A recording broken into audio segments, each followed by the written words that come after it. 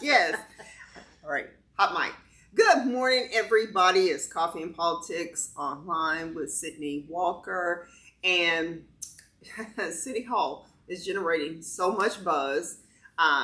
Councilman Maxie Johnson with guest Councilwoman Lori Blair were at his town hall this past week, and CBRE came in to discuss the numbers. This is so far the only town hall that I know of with any of the council members with regards to City Hall and talking to their constituents. So I'm lucky enough, this troublemaker I've seen her at City Hall while we've gone and talked in front of the Economic Development Committee and before City Council. So for Saving Dallas City Hall. So I am joined by an amazing woman. Oh, also, you worked for the city. I worked for the city for almost 22 years in several capacities. So I handled a lot of City Hall projects over my career. All right. So we have Zaida Basora. I apologize so much for that. It's all right. Because I'm Sydney and I don't like being called Cindy. So, yes.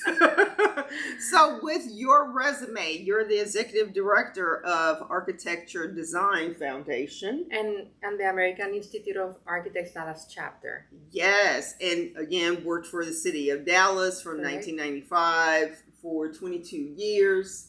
Yes, until 2017. Correct. All right. And lots of experience. So you had $800 million worth of public facility projects under your belt with the city of Dallas. So I want people to understand this is not someone, as you so eloquently put it while we were ordering our coffees, having an accountant explain what your mechanic is doing to your car. So she is intimately aware of City Hall, the issues, but also the greatness of the building. So just to recap for everyone, before council, CBRE has brought these numbers forth, ranging from $906 million to $1.4 billion to completely restore, modernize, move out the employees for a 5-year rental contract and almost $300 million in interest on paying for all of this. And it has been definitely a sticker shock. Right. Seeing that number because, and everyone's bringing up the records building, which is the county building, and that was gutted all the way down to the studs, and they added a floor. It was a 9-year project, and that was $300 million. and to say really, in my opinion, it's not a fair comparison. It's not, because it's the records building is practically used as an office building only, whereas City Hall has a lot of different specialty areas. Okay. Obviously, it's a different type of construction too, but it's, moving people that are doing more administrative work versus the different departments that are housed at City Hall. Is a very different proposition, right? So moving people that are doing 911 311 or fire dispatch or the traffic management center, the city council itself, all that leadership, all of those departments, moving all of those people out, it's a lot bigger endeavor. Yes, especially when it comes to 911. 911 and 311. And yes, moving them out and moving them to a structure that is not architecturally designed for the safety that 911, 311 needs. Because, and people may not be aware of this, but Dallas is on the registry for being in danger with a terrorist attack, as most major cities are. So you want to make sure, gosh, it is amazing that in 1972, that design was put in place to make sure that those capabilities were there, to make sure that if anything happened to the city, our systems wouldn't fail us. Right, and that's the most hardened facility that we have in the City Hall. So I think it's the best place where 911 and 311 can be. The location already at City Hall is hardened, is fire separated. It has redundant systems for HVAC. It has its own generator that can supply power in case of a power issue.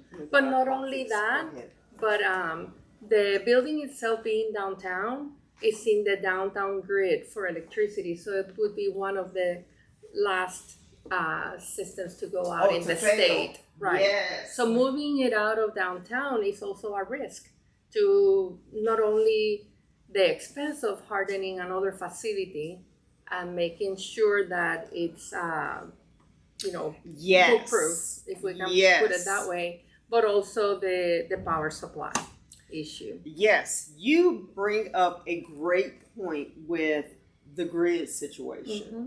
That's not something that I don't think we're lay people. We wouldn't think about that.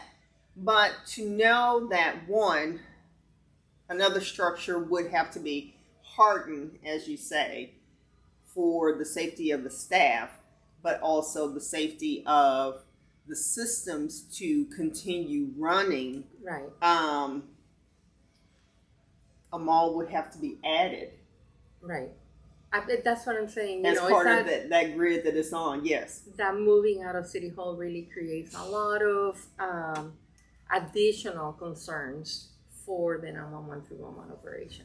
Wow. So something that we really need to think about. Yes. And it's on its own separate power, HVAC. It is completely independent. It can be managed completely independently from the rest of the building. So what there's about generators that support the rest of the building, and there's one that supports just 911 311. Okay. Yeah. Okay. So and the same thing with the HVAC systems. There's chillers and air handling units that just really supply and support 911 311. Okay, well, that is really good to know because, part of the discussion with the town hall was discussing replacing the aging systems. And I did get a picture, and I'm sorry I didn't send it to you, of the boilers. They were red, and now we have blue ones. So they've been replaced. They were replaced in 23. So, according to CBRE, because I asked that question, your numbers include replacing everything regardless of when it was replaced. Although he said no, in front of council, it was yes. Yes.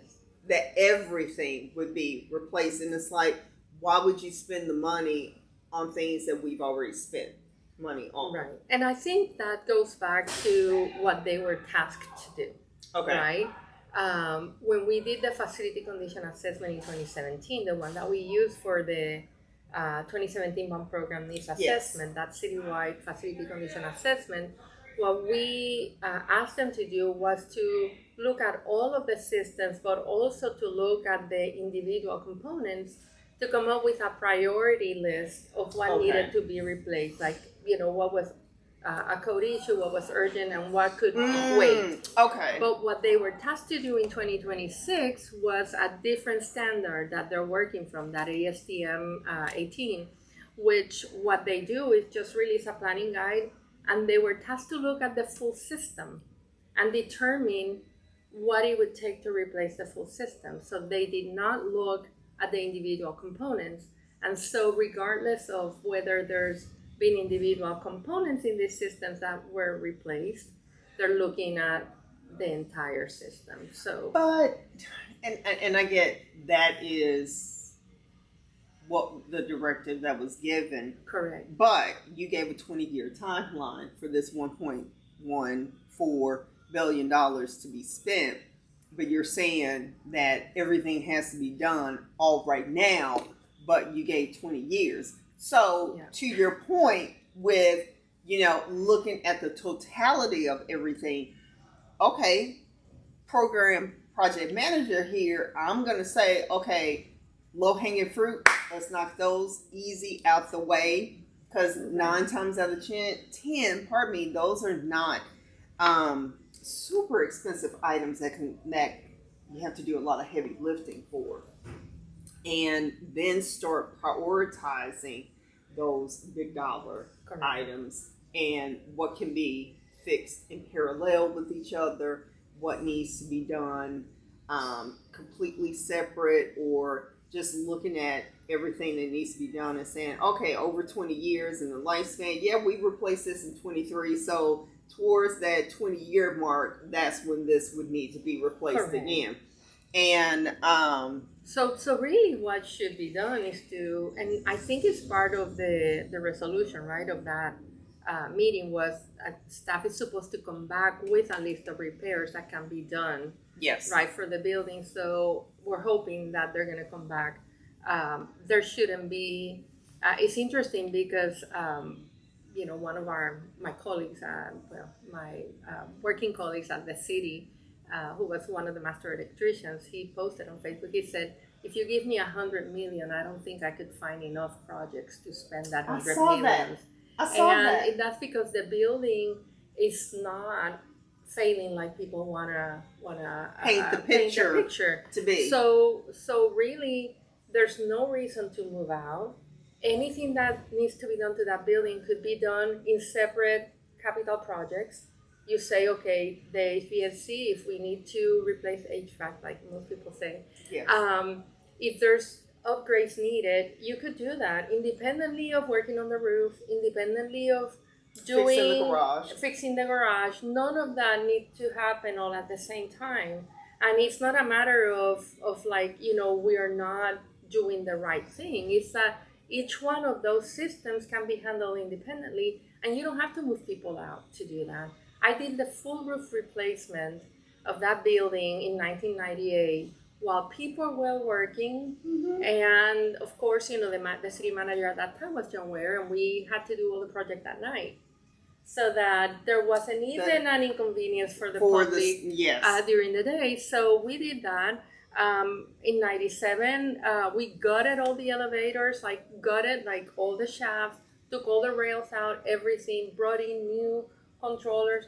The building remained in operation. We rerouted people with wayfinding, just like when you go to the airport, to the FW, and you see them redoing major terminals and you're not moving people out. So it is really not logical to think that you have to move people out for 5 years, disrupt services, spend money on outfitting new buildings to then move people back.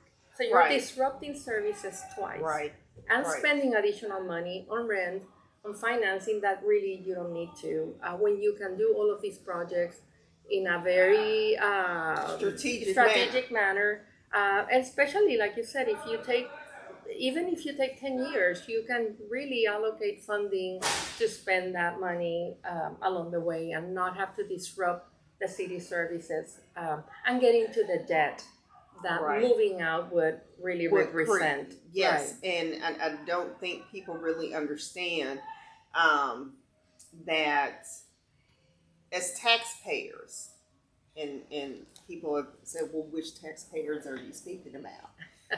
And I am a defender of homeowners and paying taxes on property, because unfortunately, I don't want to say unfortunately, but kind of some of the practices that cities do to get companies to move here is to incentivize them. And that could be tax abatements, that could be a number of things to make moving here more enticing. Right. And so we don't necessarily get the revenue from those properties that we could get to help support the city budget and the services that we are always fighting to make sure that we get. So with moving out, even temporarily, And this was something that I forgot as well. Even if the building is not inhabited, it still has to be outfitted for all of the services and the employees. That includes furniture, that includes the landlines, the internet. I mean, everything. And that adds to the cost for you to move in. It's not like renting an apartment. Exactly. Exactly.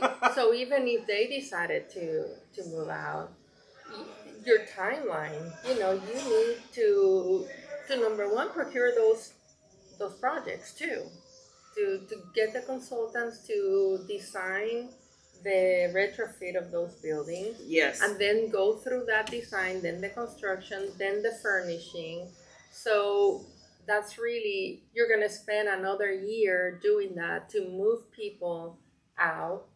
And so that 5-year period is really not reasonable either, because you're not going to go through that expense of millions of dollars to then move people back. Right. So it's just really unnecessary. When you really think about how projects work, it's really an unnecessary expense.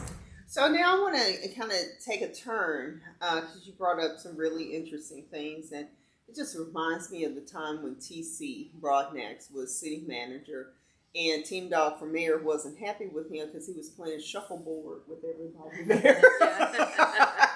And so, along with shuffleboard with people over departments, the building has experienced its own shuffleboard with relocating departments. Correct. And redesigning the workspace there that isn't necessarily complementary to the design of the building. Right. So people have complained.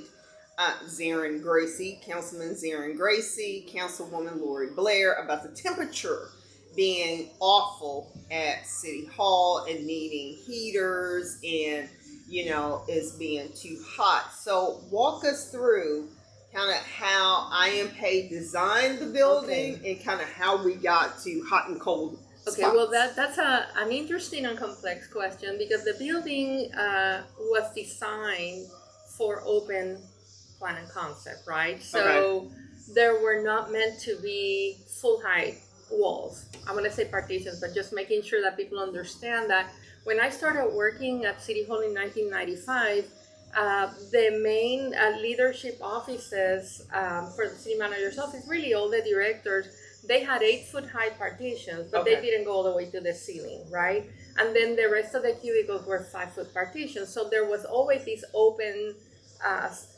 clear space for the air conditioning and the heating to circulate. Of course, the city manager's office itself and the mayor's office, they were designed separately. They have their own, partitions and full, height on walls and doors. But through the years, the city leaders, I want to say the leadership team, right? The directors, the council members prefer to have closed offices. So those retrofits started through the years, and by continuing to partition the building, you've created this lack of airflow. And it's very difficult to control, when it's hot, when it's cold, because there's not enough airflow. In addition to that, that they've added doors even to the base. You used to be able to just walk through. Let's take, for example, the 6th floor, right? You could go all the way through from council all the way to the blue side with no walls. Like now they have card key entrances to the department offices. None of that was there. So they've continued to enclose the building to a point where the airflow has been sacrificed, right? And that's why even with a management system for controls, where you can try to control the different zones, it's still not performing probably the way the building was intended to perform. So it would be good to go back and open back the building so that it performs the way it needs to. In addition to the fact that now, even when we talk about 21st century office space, you want to have these clear views and these open spaces. So there's no reason. Everyone has open, right. There's no reason to not update and modernize even the interior look of the building.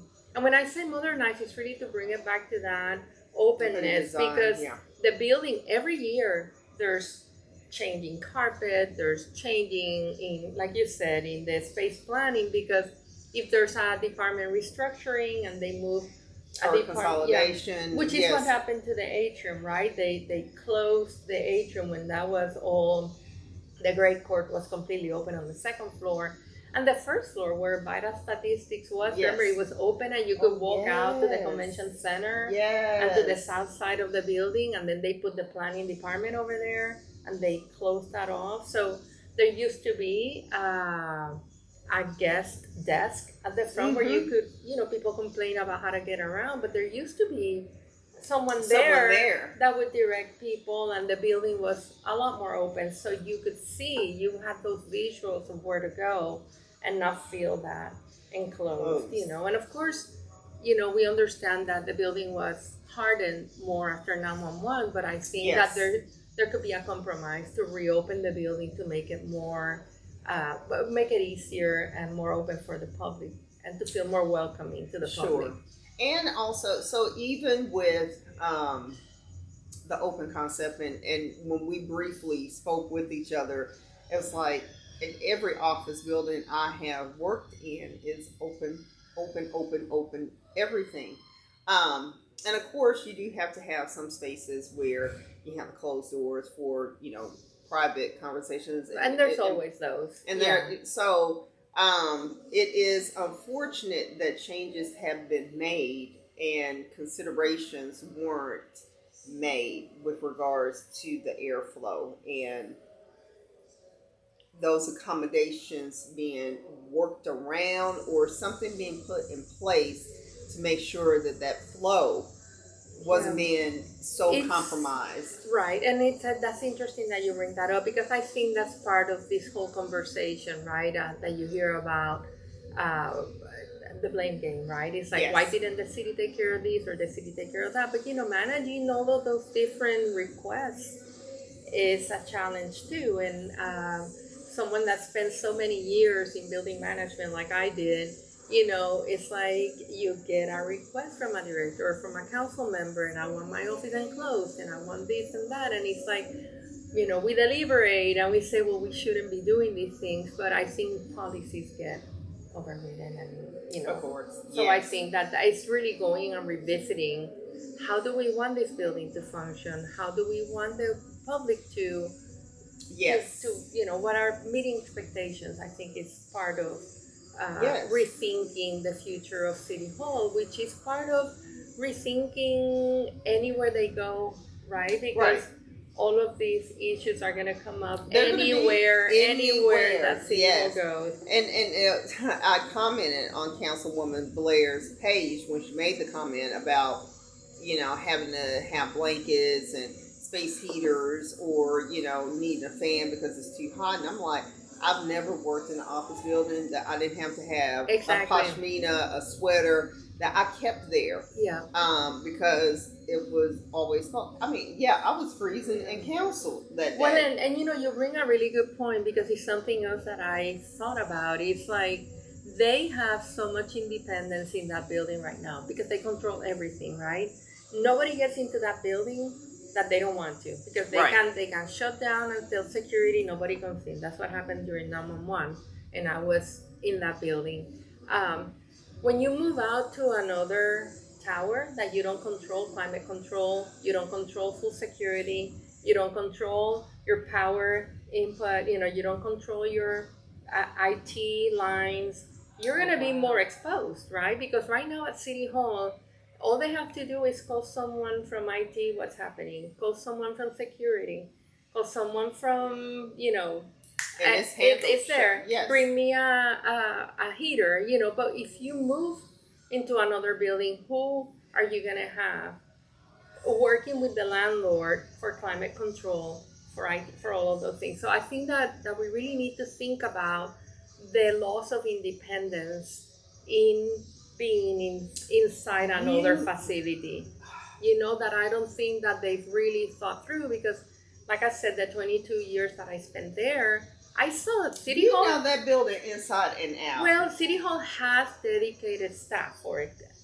including custodial. Anything that happens there, you're gonna have some people coming in. You send people to clean the bathroom, clean the doors.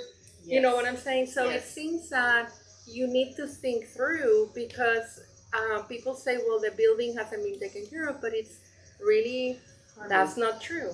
Right. And that building gets taken care of every single day. People are being led to and more than any other facility because the leadership is there. So there's always been dedicated staff and there's always been funds to do whatever it takes. And so to bring up what you just said, I want to piggyback off of that because I was with Bank of America in the office location at Infomart. And we had restrooms that were just for Bank of America employees. We had a badge to get into the restroom. And I was like, who on earth does that? So if you want that kind of controlled security, you're going to be paying a higher premium price for that. When we already and we had our own systems. Yeah. Yes, and having dedicated custodial staff just for the bank. And we already have it. And, even thinking about those, in the council, they have their own bathrooms right there off of the 5th floor when they're down there. They don't have to go use the public. Yeah, there's bathrooms inside their area. There's bathrooms both of the council chambers. There's a lot of things inside that building that people really don't realize that they're there. And there's been, a lot of recent investments. We're talking, I was looking at investments over the last decade alone, and there's been millions spent, yes. Because, we also have the traffic management center over there, police and fire dispatch. There's a lot of different things that and given they're talking about splitting and moving some things here, some things there, but the ability for them to really get those first responders whenever there's anything that the city manager needs to have those first responders in her office immediately, everybody's there at City Hall. Right. And that's been the thought process behind who's officing at Oak Cliff Municipal, which is only like 10 minutes across the bridge. Because I used to also just, And Jack Evans, the DPD, is literally right around the corner. Correct. Yeah. So you always have access to those people, within 5-10 minutes. But to think that you're going to disperse those groups is just going to create additional delays, in responding, in just really getting information sometimes to make decisions. So with traffic control, what considerations are needed with them? Because now my wheels are turning and saying they may not need the safeguards as high as 911 and 311, but you could take that grid out. I'm sorry, No, it wasn't Oceans. It was the movie with the Mini Coupes. Italian job. Yeah. And controlling the grid. Correct. And someone hacking in. So I would think they still need a level of security that I'm sure a building would have to be retrofitted for that. They have to retrofit. They have a lot of special systems over there, but it's also the coordination, right? They coordinate with fire and police, they coordinate for dispatching, so they are able to see all of the traffic lights and so they spend. I think they're like their family. They need to be kept together. Right. Well, I would think so. I would think that would be a preference, right? I don't know.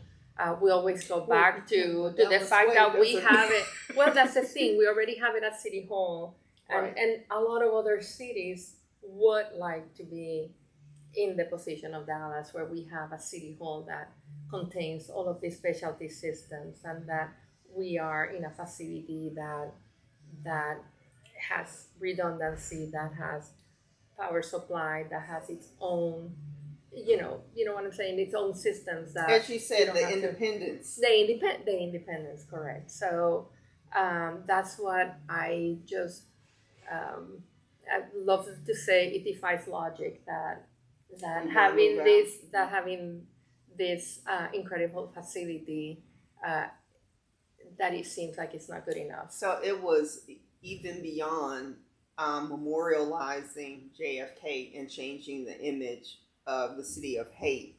It to think of such foresight, to have so much of that, to consider the needs longevity wise of putting critical services in a building that was designed, and I compared it to government housing because projects are built to last. Well, I am paid, built that building to last. But also think about it, because when that building opened in 78, of course there were no computers, no IT, nothing. No. So I think it's really looking at it as a building that has been able to be adapted through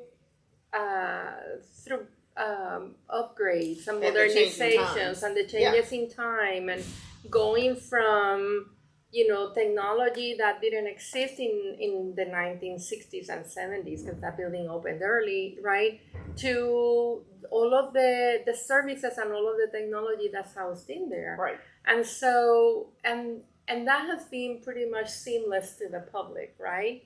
Because you go in and you don't see all of these things. Like, for example, you walk in even to the Capitol Hill, when you go to those old buildings in Washington, D.C., and you see, or even Fair Park, you see exposed conduit, and you see all of these things that you say, oh my gosh, this building has been really retrofitted. But at City Hall, it's such an elegant design, yes, that all of these upgrades and all of these retrofits become part of the overall design, and you don't see it as an eyesore, as you walk around. It just keeps its elegance and its simplicity and its beauty. It really has. And from an IT head, I've had the exposure to the data rooms, and knowing that the cabling is under the floor, another part in the ceiling, so you don't see it. It's not tuned in concrete. And that's something else that I wanted to bring up. Yes. So, of course, the highlights with the $329 million that is needed to address system failures and all of this great stuff is the HVAC, it's the plumbing, it's electrical, it's the roof. Because supposedly on that Marathon Council meeting, water was running down the walls. I heard nothing about any council member saying we need to wrap this up because it's raining in the chambers. I know. I was there until 11:30, so I agree with you. But so CBRE Peter Jensen said that we won't know what other problems are there until we start busting into the concrete. I'm not an architect. Okay, but what I've read online, that's not how brutalist architecture is designed and works. Well, and the cast-in place concrete is what, that the City Hall building. So it's not prefabricated, it's not masonry, right? It's just cast-in place concrete full of steel inside. There are no pipes buried inside those walls that the walls will need to be busted out. There's just none. The visible, let's put it this way, anything that needs to be replaced or updated is visible. Okay. Right? There's shafts that where the pipes for the HVAC run. The integrated system that is there is the distribution system for the air conditioning. You think about it like your ductwork. Okay. But it is intentional that I am paid design this so that anything that would need to be updated, replaced, or modernized is completely visible. So there's no reason to think that you're gonna go and bust any wall to find any of those pipes. So people, I beg of you to share this. I will be asking Councilman Maxie Johnson and Councilwoman Lori Blair to come on to further the conversation about this, because that stuck out. I have rehabbed houses. I know what it means to take something down to the studs. Knowing the little that I know about City Hall and just all the information that has been circulating about it, it did not make sense that you would need to bust into the main walls. No. Yes, because that's the structure of the building. That's the structure of the building, right? So that shell structure is not. There's no need to bust to see what's in there. And none of the facility condition reports, they don't mention that you would have to bust into those walls to look for that. So that's what's very interesting. Yes. There may be obviously concealed conditions in other areas, right? But not related to the the HVAC and plumbing and the electrical that needs to be updated. The things that need to be updated, right? Okay. Now I know that there was some consideration with audiovisual and how expensive that is, but there have been investments done with that. So in 2023 and 2025, council chambers received new displays, projectors, and agenda link, which is where they use for their voting. I'm assuming those little screens that they're able to see, and speaker management. So I want to say Councilwoman Blair talked about, she couldn't hear any of us when she's sitting at chambers, but I'm like, as long as those mics are on, correct, you can hear. Yeah. Well, and those are systems that can be swapped out, right? I mean, and they have an IT person. They have controls right there up, in the mezzanine of the council chamber above. The main control room for all the AVs right up there. So they have someone over there that can work with that all the time. When Joseph Thomas used to work there, that was his role there. Yeah. So the boogeyman, asbestos. That's another one. That's a very there is some asbestos in that building, but none of it. Yeah. Well, none of it is exposed. Mm-hmm. If there are the only places where it might be, if it was a beta where it would have to be encapsulated, is to replace tiles in some of the bathrooms. But every other area is, there are areas for the mechanical rooms, or pipe insulation. Yes. But none of those areas, if you had to abate those, the asbestos, you can isolate that area, get the asbestos abated, and nobody would even know. And some projects have been done, correct? We have. Well, and not only that, I mentioned, in my speech on the last Monday, was that the city has an ongoing contract for asbestos abatement and demolition. They always keep, it's like a master agreement for that, because we have so many facilities where we're doing asbestos abatement all the time. That is something that is kind of a routine management thing. You notify the state sends an inspector, you encapsulate it, there's people in hazmat suits, they take care of it, and that's it. And it's not like you have to move everybody out. No, you can isolate that project, take care of that, and everybody goes on about their business. So then we know that it can cause cancer. Yeah, there are a lot of controls put in place. There are a lot of controls. Yeah, but there's no, it's like you're saying, it's interesting because all of the walls in the Majestic, in the lobby, they all have asbestos. All of that plaster. It's everywhere around the city. People just don't know about it because it's not being disturbed. It's not being disturbed. It's there. So it really, and even if you put another tile floor over that tile floor and you don't disturb it, you don't even have to remove it. So it is. It is not an issue that has to be dealt with like it's a crisis, because it's not. It's something that the city is very capable of managing, and we have environmental assessments for every facility in the city, and we've done asbestos abatement across the city for years. So, and I also want to bring up a point because I will be. So, Councilman Johnson and Councilwoman Blair, I will be asking y'all about demolition costs and abatement of asbestos as part of that demolition. Because if not, you're going to be sending fibers to the Cedars, South Dallas. It could be as far reaching as District 8, depending on how the wind blows, and it can go into surrounding cities. And we won't know the impact for 20 years when we see an uptick in mesothelioma cases.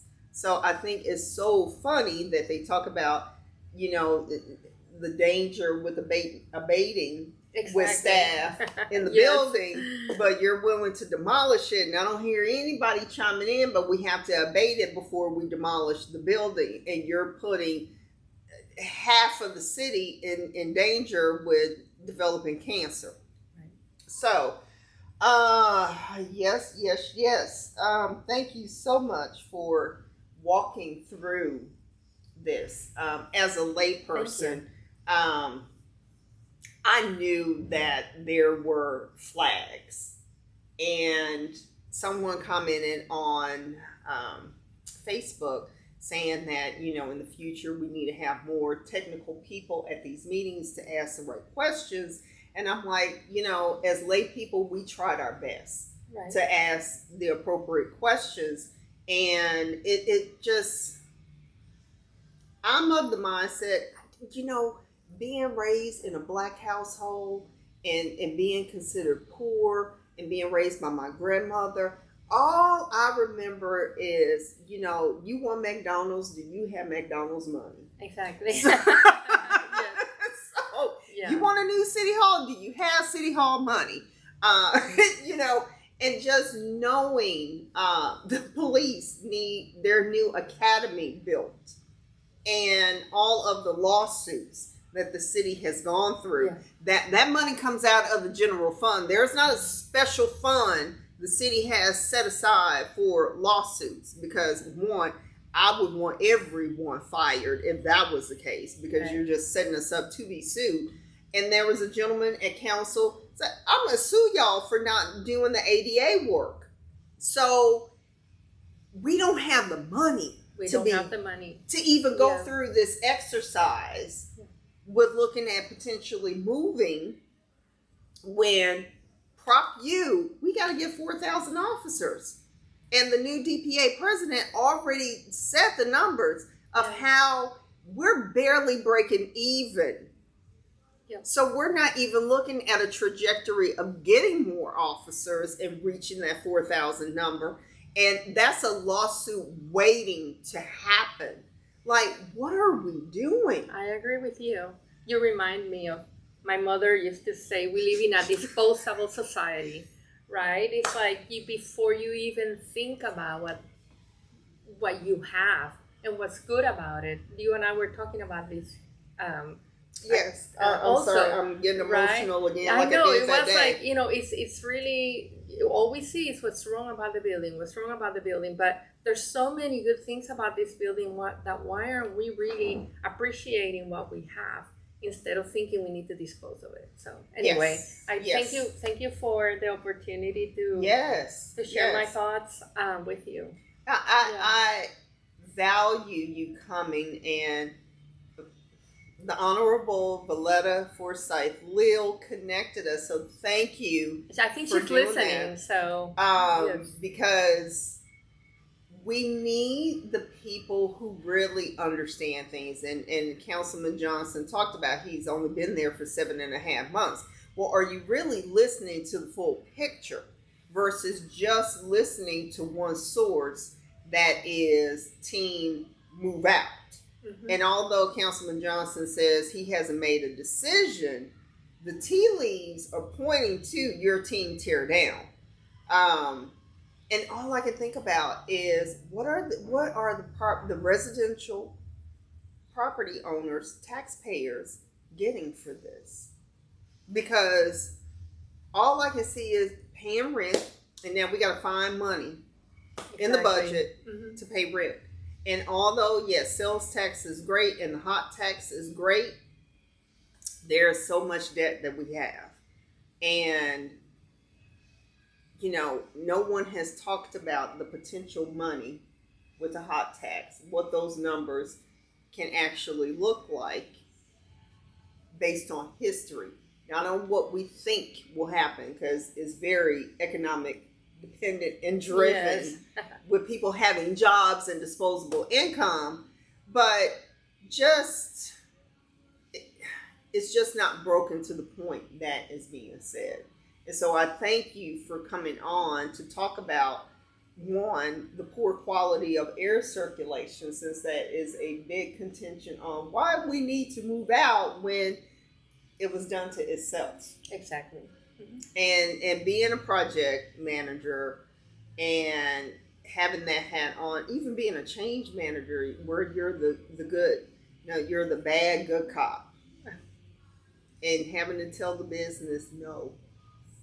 And they don't, I have been chewed out, called incompetent and everything else, and I said, well, it still doesn't find money in the budget to do what you want. And it just, to me, it just screams that, like, we just don't have the money. Well, and going back to your point about project management, we